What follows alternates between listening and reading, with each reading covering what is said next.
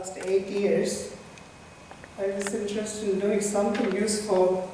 My friend Mr. Joshi said, why don't you solve some great unsolved problems in mathematics? So I bought a book from Barnes & Noble. At that time, around 2003, 7 millennium problems were proposed, and I don't know when the book was published, maybe it was a couple of years later. And I went through the introduction of the 7 problems, including Poincaré's conjecture. So I liked Riemann hypothesis best because of my experience with complex numbers. I chose that, and then I kept working on that on a part-time basis whenever I had time to think about it. So I had liking for mathematics from high school on. I took the AP mathematics in high school. I graduated first rank in high school. Went to St. Joseph's College in Tiruchirappalli, did a bachelor's in the National Institute of Technology, Electronics and Communication. I was attracted to the calculus and complex number theories, especially my professor was very nice. After that, I continued in the complex variable theory. When I did my master's at IIT Chennai, I stayed with the FFT, those algorithms, and especially work done by Lincoln Lab. Cliff Weinstein, he did some work, early error analysis of the FFT. So I found a mistake in his work. Factor 2 was missing. So he included correlation between the errors he assumed to be independent. I found there was a definite correlation. So later on, after IIT, I did my PhD in Montreal. I had to work with similar complex variable theory again. And then I came to work at MIT Lincoln Lab a few years later. There also I worked on the complex number theories, radar signal processing, DSP. So today's talk is to understand what is Riemann hypothesis, why is it so hard to solve so long, like 160 years gone by, nobody solved it. So claims have come thousands and hundreds and thousands. Even yesterday there was a news, 2 people thought they got closer to solving this Riemann hypothesis, but it's not solved yet. So I'm going to explain what the idea behind solving it, or at least overcome the problems stopping us from solving it. I would like you to hold your questions toward the end. It will be better because of time control. I want to know how much time it will take. If you don't mind, keep an eye on the slide number. If you have a question on what slide, then you can tell me back and say, go back to the slide number.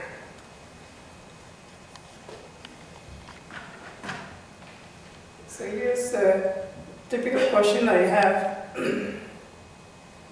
I go to a shop, buy 5 apples and 3 bananas, came to that many dollars.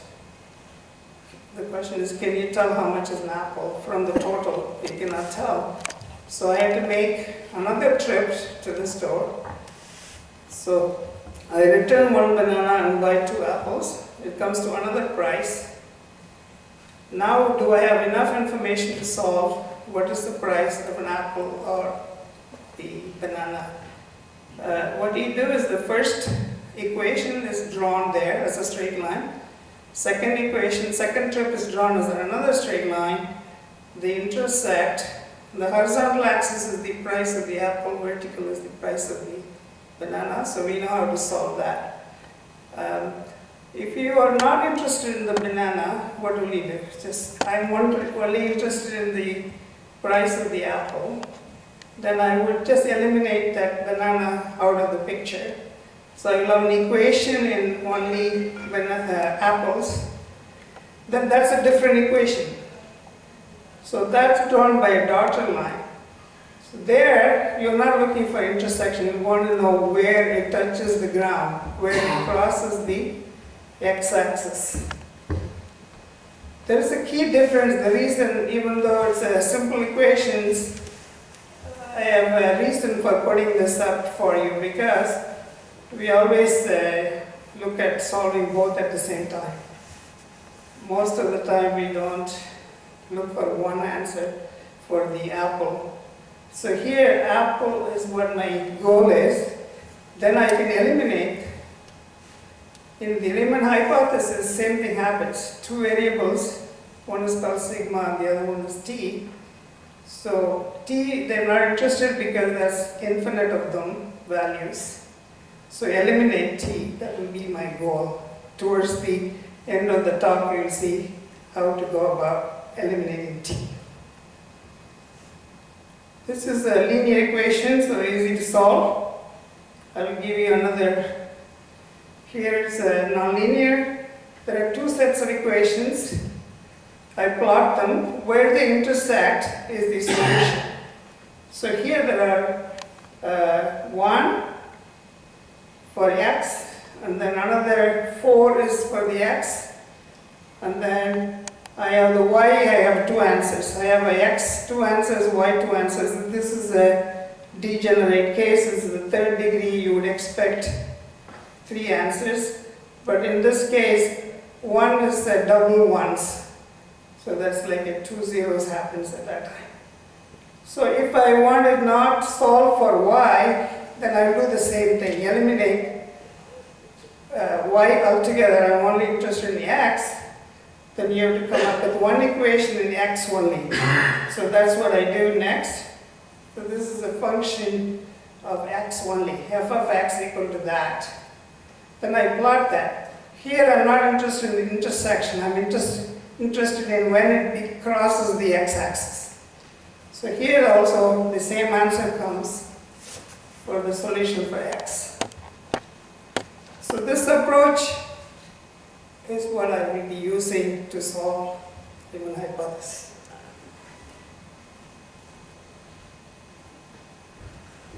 In the Hindu mythology, where I am a Hindu, I was brought up in India, there is a situation where God Shiva gives half of his body to his wife, saying, "You are equal to me." And then she asks, "When do you think I will be able to understand you fully?" So there's a picture, rendition of giving half of his body to Shakti. Shakti means power, more like phase. He is the magnitude. If you want to look at it, phase and magnitude makes the complex number. So it is a complex issue. So Shiva says, you take in breath, take a breath in, and then when you take breath out, in the transition you're not breathing. In breath to the out breath, in that transition where there's nothing happening, at that time you will feel me as half of you, he says, in the conversation which is stated in the Vedas. So half, in this case, our answer to Riemann hypothesis. That's what I want to explore in a spiritual way as well. Because Riemann himself was a very spiritual person. His father was a Lutheran minister. I read about his biography. Very interesting. So, if you look at her in-breath as a sine wave, and then out-breath as a sine wave on the other half, and then she was coming down, his head is bending down to meet her at the point as half. So Shiva in this case is raised cosine wave inverted, and Shakti is a sine wave inverted. They're both bending to meet at the point of half. You will see this curve later on in the mathematical equations. This is the representation of Shiva. Typically in the Hindu temples for Shiva, you will see him as a cosine wave, and then she is around him as a sine wave that goes around. Okay, the Zeta function is used in the analysis of the primes because it encodes all the primes in one equation. This was very interesting. There's one equation or one function that has contained all of the primes. Therefore, that is a perfect thing to analyze if you really want to understand primes. This is also equal to in another series that is representing using all the natural numbers as well. They're one and the same. The zeta here is also the zeta there. So 1, 2, 3, etc. all the numbers are contained in this prime numbers. There's a unique factorization theorem called any number can be represented as the product of some powers of primes. That is very important here, these two equations. And then the third equation also relates the same zeta function in a different way.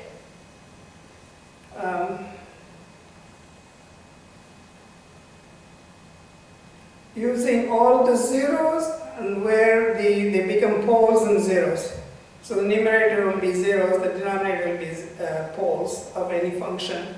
So this is another representation of the same zeta function. So zeta is represented three different ways. One in the natural number ways, one using prime number ways, the other one using factors, wherever poles and zeros occur. Do you understand these? Zeta could be, you can go from one to the other to the other. Just a transition. This is the connection that it gives you between the prime numbers and the natural numbers, and then the poles and the zeros. So it's not a magic, it is actually connected, exactly. So if you know all the zeros and poles of the zeta function, then you know all the prime numbers. Or if you know all the prime numbers, you know all the natural numbers. Or if you know all the natural numbers, you can go one from the other to the other. So this is the beauty of this zeta function. So Riemann hypothesis says that all the so-called non-trivial zeros, it occurs at certain regions of the complex plane. The real part is always happens to be half, no matter what the t part is. T is like the banana price. The half is the apple price. Apple remains constant while the banana price is weighs. So that's the situation. So the question is, why is this equal to half all the time? If you can prove, then you win the Millennium Prize for this.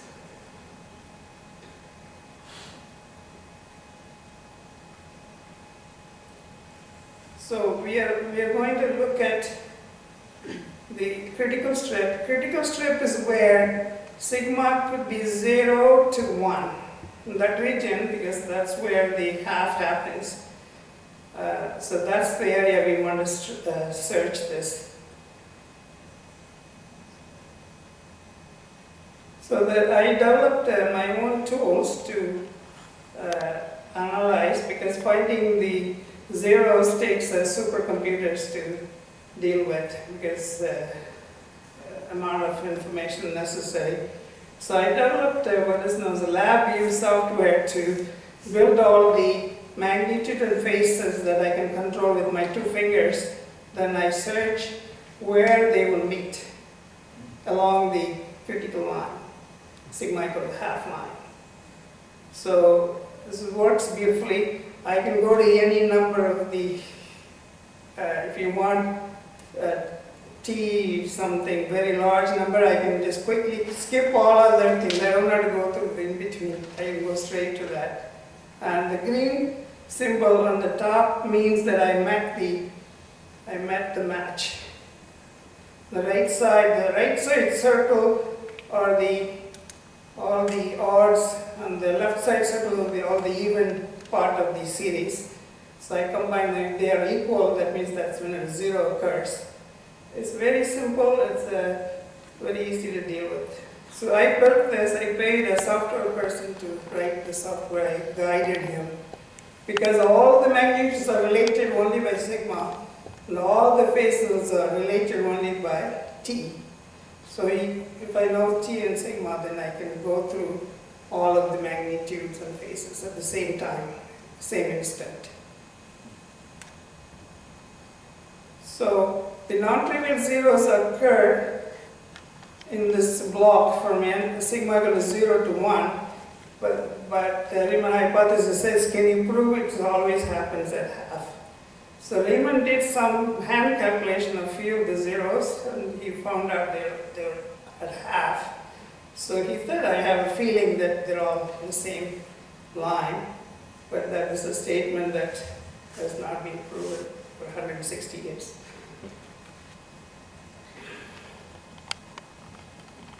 So zeros in a critical strip. So what I will do is, if I substitute the S equal to sigma naught plus IT naught, then I substitute into the equation zeta function, that should be equal to 0. But the problem is I don't have a function defined in the critical strip. The zeta function, by the way, is defined only for sigmas greater than 1. So what I have to do is I have to do some manipulations on the left side, which is a factor, extra factor, zeta times 1 minus 2 divided by 2 power s. That factor takes care of making the function converge in that critical strip. That was actually done by Riemann himself. That step appears there. It's nothing new from me.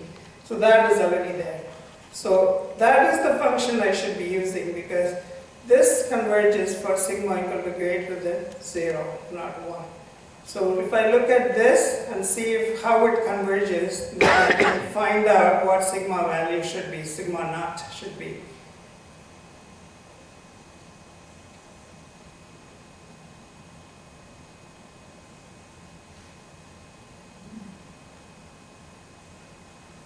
There are some equation equivalents here.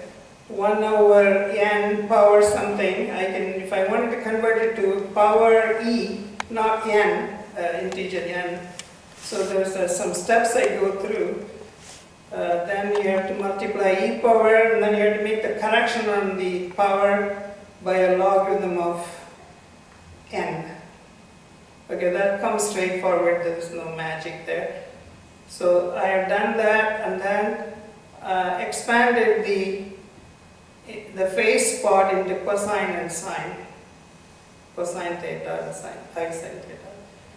And then I have, for the complex conjugate position, because the series have real coefficients, therefore anytime you have a complex 0, there has to be a conjugate as well appear at the same time.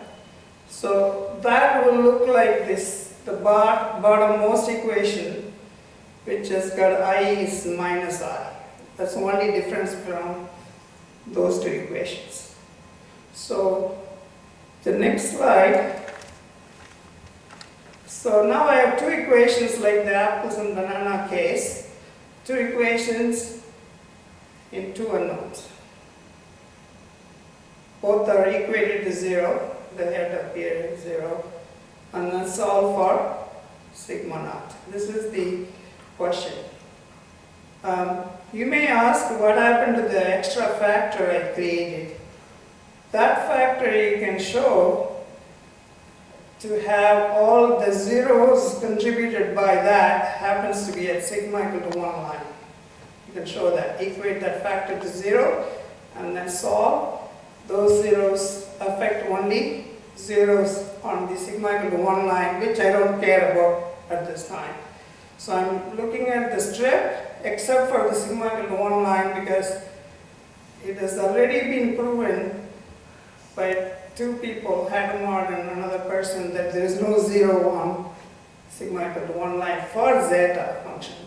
So in this particular case, I will have 0, 1, 1 line because of the extra factor I created.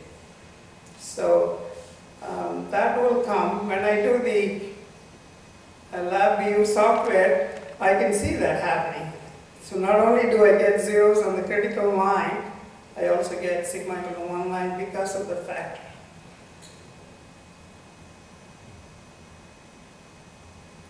I do some known trick how to just temporarily get rid of I by adding, dividing by 2, or subtracting, dividing by 2i. If I did that, the same two equations look similar except there's no I present. So you're reducing by 1 dimension.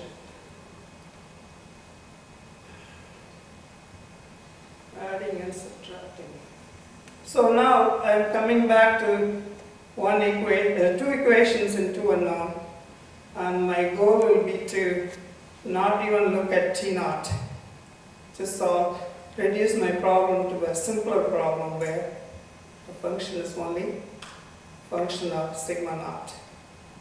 But look at the equations. They are like, how do you eliminate T0, which is inside of cosine and sine functions, and the sigma naught is appearing in the power of the exponential. We are used to eliminating variables in the linear systems. So here's a very nonlinear. How do you eliminate? This is a big question.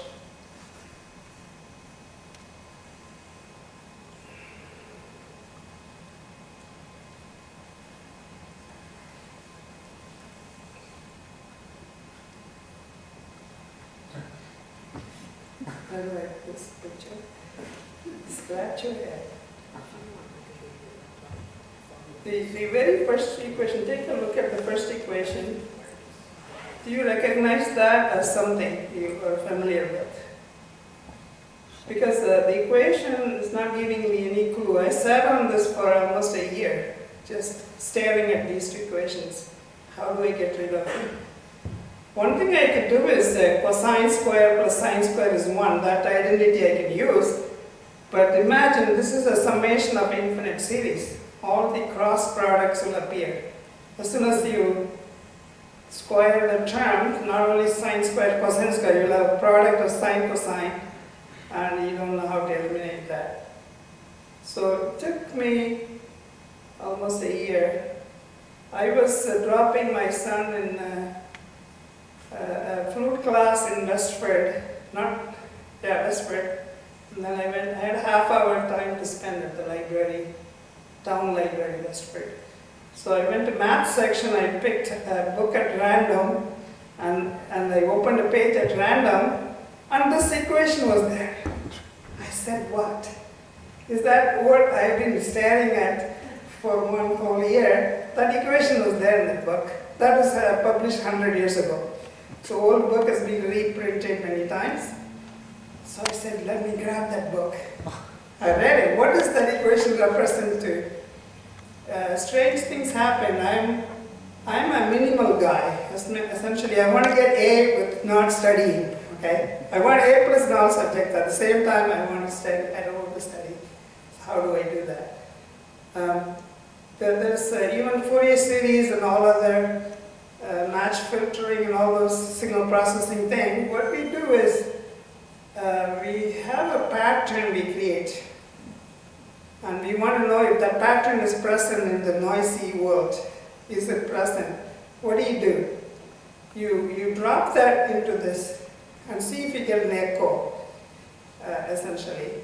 If you watch the movie E.T., he doesn't know if the guy is hiding in the garage, so he rolls the ball into the garage, right? He wants to see a reaction. The ball comes back, he knows there's an intelligent person there. Same way, in signal processing, in Fourier series and all that, if you want to know a particular sine wave is present or not, we multiply that. We force it onto the complex signal and then take it out, then it comes out meaningful. If it is there, it will give you a coefficient that is non-zero. So if I am looking for a Riemann hypothesis to prove all the zeros on a straight line, correct? So who will be the person that I should be seeking help? A straight line, simple as that. I need a help of a straight line. What is the equation of a straight line? That is it. That is an equation of a straight line. I didn't know that because all through college we were taught straight line equation is y equal to mx plus c. M being slope and c being the y-intercept. The slope-intercept form is what is taught most of the time. There are hundreds of different equations for straight line. One of them is this. It's an equation of a straight line in the normal form. That's what the book was about. I said, great, this is it. So if I can plot the straight line, where is that straight line? Can you see the straight line in the first equation? There's not even a variable there. Equation will require a variable. There's no variable, everything is constant. Aha, if an equation of a straight line goes through a point, it has to satisfy that point, right? If it is x1, y1 is the point the straight line is going through, you can put that constant in there. x1 and y1 will be substituted. That is the form it is appearing there. The constant has been substituted. The equation of the straight line is x cos theta plus y sin theta equal to d. D being the distance of the straight line to the origin. Perpendicular distance of the straight line to the origin is d, and x cos theta plus y sin theta, x and y are the variables. So so it looks like a straight line forced through a point x1, y1. In this case happens to be the same, so it's a square point. x1 equal to x2, sorry, x1 equal to y1, and then d is some value. So if I can draw this, where is the straight line? I want to draw the straight line that gave this equation. There is it. That is the first equation transformed. That the dark line is the straight line it represents. If it goes through that particular point, the corner of the square, and the normal of the line is making that theta angle, which is a function of t naught. It's beautiful. This is it. I said, all right, I will take that. I see p naught is the normal distance, but it didn't say anything about the other perpendicular direction. See the triangle? The triangle has only one side revealing.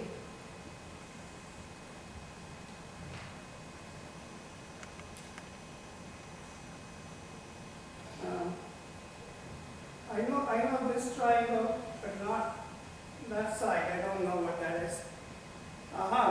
Where could it be? In the second equation, the conjugate position gives me the other normal distance, but this one gave me one side, not the other. But if you put them together, you can tell which is which. So the right angle triangle are PNs and QNs. Those are the normal distances of the two straight lines we talked about. And so my goal is to eliminate, it's a Pythagoras theorem, period. All you do is the diagonal has no T naught information. It just the horizontal square plus the vertical square equal to the hypotenuse square. That's Pythagoras theorem. But the problem is you can't use Pythagoras theorem. You know why? Because you're squaring in infinite summation. You will have cross products problem. So how do you solve that problem? This is a serious matter because most of the people, if I say a triangle, right angle triangle, dimension 4, dimension 3, what is your mental picture immediately? You say 4 square plus 3 square equal to 5 square. The squaring mentality is taught into us to calculate the numerical value. But that's not Pythagoras theorem. The true understanding of Pythagoras theorem is you cannot square them. You can square them if there's only one triangle you're dealing with. Here you're dealing with infinite triangles. So forget about squaring. I wrote in my email to my student in India, it looks like I have to find a vector approach. In vector we don't square anything, we just keep on adding arrows as it goes. So take the arrow, the vector Pn, which is pointing wherever it's pointing, and then 90 degrees, turn the Qn here, which is somewhere else, but I want to put them 90 degrees to the Pn, Qn, and then the hypotenuse is automatically the length. Whatever Pn, Qn dictates will come out in the diagonal. One question is this same for all the triangles? This is the nth term of a series, infinite series. This is one I constructed for one nth term, but any other term will have the same square but different dimensions, smaller than 1. 1 is the largest. When sigma equals 0, the square will be 1 by 1. All other sigmas is multiplied by logarithm of n, the position, therefore they'll be smaller. They're negative powers, right? Exponential minus sigma naught times logarithm of n. So that n is larger. So as you go to larger and larger n, the square will be smaller and smaller. So everything is a convergent. This is not, it's not going to explode on you. The maximum it will give you is a 1. So the squares get smaller and smaller. What is the other beauty in this? Other beauty is the diagonal is always at 45 degrees, no matter which term you're dealing with. And that's beautiful. I can now add. I don't have to know where the diagonal is pointing at any term. So all of them are lined up in one direction. It's almost like adding scalar amounts. Here, all of them happen to be at 45 degrees. So if I add them all up, so the triangle that I'm dealing with, that's the only triangle. The triangle is lifted. It's a right angle triangle. It's lifted by appropriate amount, depending on which term that is. Each term is essentially added. The diagonals are always faced in the same direction. The triangles lift themselves to yield to the diagonals to be in the same direction. So that's the beauty. I'm not making this up. This is exactly comes out of the equations. All right. So in that case, can I eliminate T naught? Very easy. All I do is get an expression for the diagonal at the end. That's it. So I have one equation and one unknown. It's amazing because it's nonlinear as it can be, and there I eliminated all the other T naught terms. So the function only in sigma naught. Of course, how do you solve this? You want to make sure when does the function crosses the x-axis. Just like the two examples I gave you. Here you don't have to deal with the intersections. It's only where it crosses the ground. This is another challenge for me. This is an infinite sequence that I will create when it becomes 0. I will plot this for different values of sigma naught, starting from 0 to 1, because I'm interested only in the critical strip. That should be, I should be able to plot it for a different value of sigma naught. Starting from 0, there is the expression. That's what it looks like. Starts from 0.5 to logarithm of 2. That's the maximum it goes to. From sigma naught equals 0, that's the axis shown there. So I want to know where it crosses the x-axis. 0. Disappointed. It doesn't cross at all. It's above. It's always remaining positive. Because diagonal initially first time is 1 and then goes down to a little less than 1 and then keep on going it converges to somewhere along the diagonal is not 0 right there. So what does it tell you?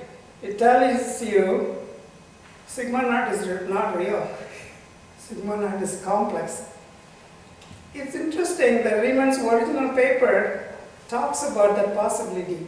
He says, at one point he says, even though sigma naught, T naught is real numbers he has started with, later on he says they could themselves be complex. He puts the word T belonging to complex. He mentions that in the writing of his paper. So he expects complexity within complexity, complex inside complex. It has to be because this is a four-dimensional case. Because input is two-dimension, output is two-dimensional. Overall, to plot this, you need four-dimensional space. That's one other difficulty. If you don't understand the four-dimensional space, you will have a hard time proving this. So I said, I worked on a four-dimensional problem.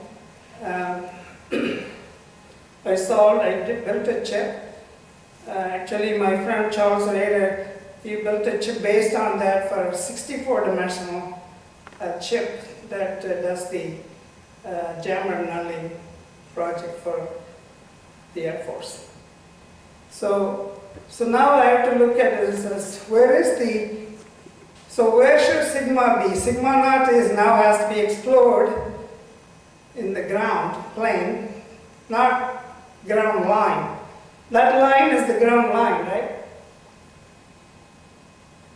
So don't just stop searching on the line. Now you have to go draw a perpendicular plane that includes the sigma naught.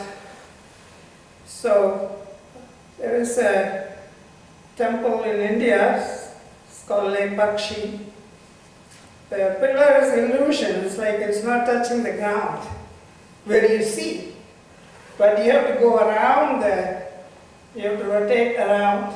In the back there is the anchoring of the temple. It's an illusion. An architect built that. British thought they made a mistake, but it's not. It's like, it was a joke. But anyways, so like that, I want to know for what value of sigma naught it crosses the plane, not a line anymore, not crossing a line. So I have to rotate it.